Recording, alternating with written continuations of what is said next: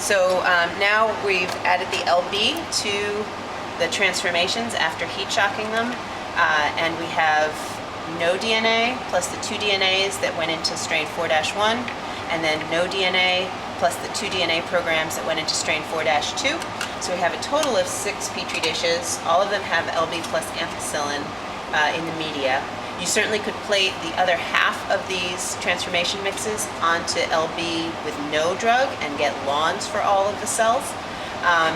But what I'd like to do is just show that if you take 250 microliters out of the transformation mix and put it onto your Petri dish, there are a couple of ways you could spread the cells around. One is to take sterile beads like this that you can roll, oops, spill all over, roll around the surface of the plate like this, and that will spread the liquid over the surface of the plate, and then these can be put into hazardous waste, there we go, or into a bleach solution to be re-autoclaved or sterilized again.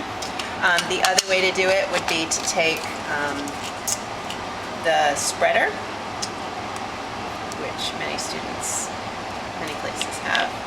So again, you just put 250 microliters on the surface of the plate, and if you have a glass spreader or a plastic spreader that you can sterilize by passing through a flame, and then you can spread the liquid on the surface of the plate like that.